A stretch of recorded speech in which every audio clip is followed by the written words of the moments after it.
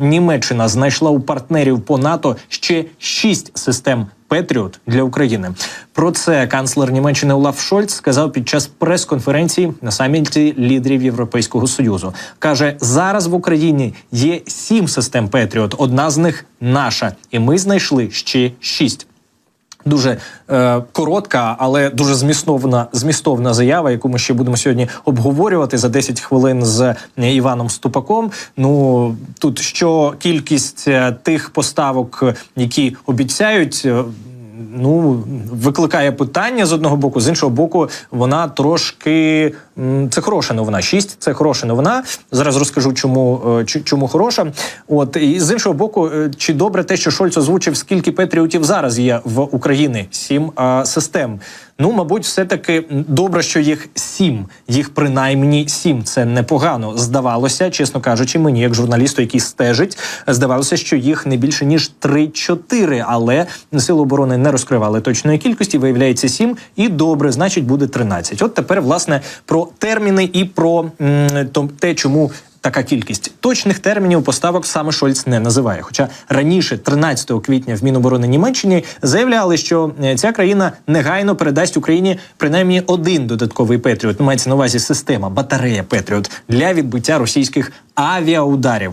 Вочевидь, йдеться про схід, про те, щоб переміщувати цю систему чи то на Харківщину, чи то на Сумщину, чи то ближче до лінії фронту і збивати там російську авіацію, щоб вона не била кабами. Ну, словом, головне, зараз НАТО готове боротися з російськими кабами. І це найключовіше і найважливіше.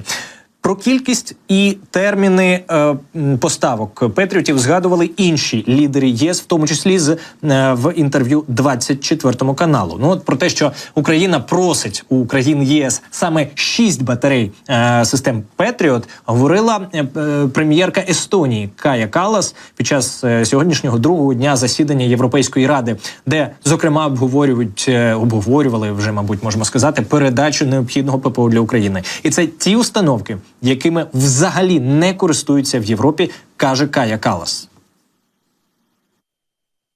Був великий тиск на ці країни. Українці просять лише 6 «Петріот». Ми знаємо, де вони перебувають у Європі. І ці країни не потребують їх зараз так сильно, як Україна потребує їх зараз. Ми просто не можемо допустити, щоб Україна програла війну, інакше ситуація з безпекою в Європі опиниться у великій небезпеці.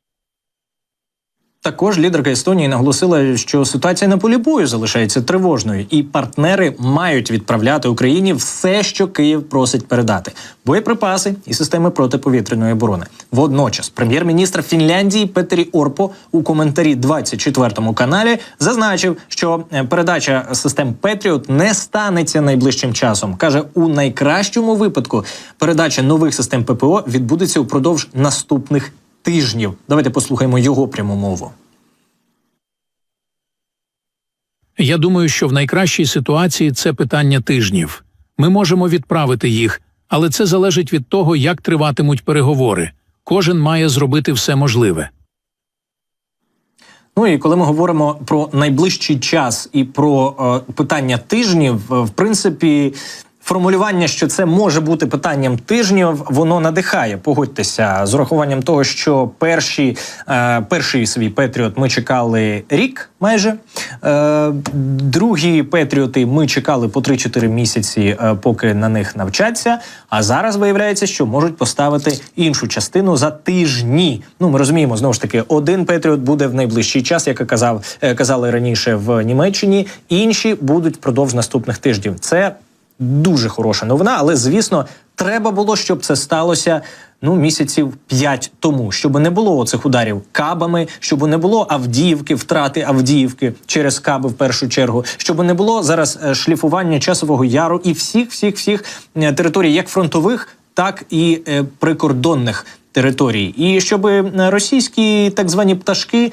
щолкались як орешки, як любить говорити Владимир Путін. Ну от, власне, тепер вони точно будуть щолкатися як орешки набагато активніше, ніж до цього моменту. Питання, зокрема, в тому, скільки в нас операторів систем «Петріот» готових уже заступати на службу, на бойове чергування, і чи власне достатня кількість у нас пройшла наших зенітників, наших операторів систем ППО, чи достатня кількість пройшла навчання на Петріотах? Ну, я так думаю, що якщо йдеться про питання тижнів, то, мабуть, що все-таки так, бо вчитись там це питання місяців. Значить, підготувалася Україна.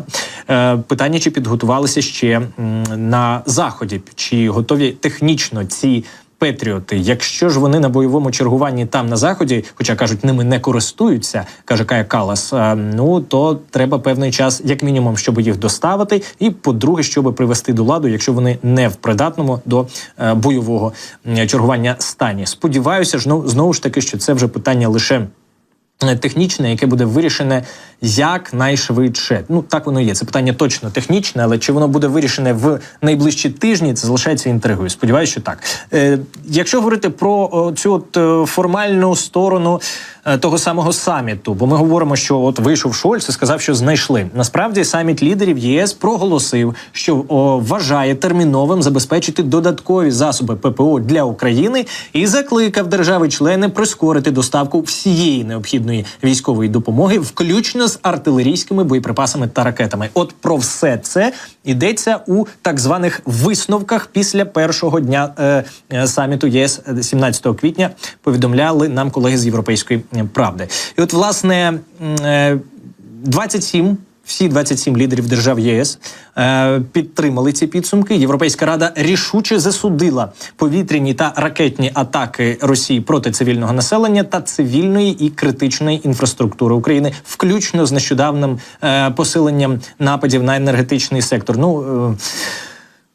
Могли й не писати, що засуджують, чесне слово. Але написали, Європейська Рада наголошує на необхідності терміново забезпечити протиповітряну оборону Україні та прискорити і інтенсифікувати доставку всієї необхідної військової допомоги, включно з артилерійськими боєприпасами та ракетами. Зокрема, йшлося про те, що на майбутньому, тобто сьогоднішньому засіданні, мали б ухвалити відповідні рішення. Тепер ми розуміємо, що так, відповідні рішення ухвалені. Тобто вони домовились ще вчора, по суті, але Шольц оголосив про все сьогодні. Сьогодні, можливо, ще когось дотискали. Дуже цікаво, чи є серед цих країн, наприклад, Угорщина чи Словаччина, яких дотисли. Бо ж ми бачимо, що, наприклад, Орбан і Фіцо не блокували відповідну підтримку, тому що трохи раніше оцей очільник уряду Угорщини розповідав про те, що роблять європейці, погано. Вони не націлені на припинення вогню. І ми не протистоїмо серйозно всім наслідкам підтримки війни, яка перебуває, підтримки країни, яка перебуває у війні, яку неможливо виграти. Уявіть собі, яке це створіння цинічне все-таки. Але, знаєте, зрештою, все-таки європейці інші, справжні, його дотисли. Я не про те, що угорці не європейці, я про те, що Орбан поводиться як не політик європейський. Так от, слава Богу, власне, що дотисли і немає вето на передачу ані систем, ані на оце ком'юніке, тобто висновки, які вони опублікували. Словом, саміт пройшов добре і так, власне, як судячи з усього, і просила Україна. 6 із 6, якщо говорити про системи Петріот.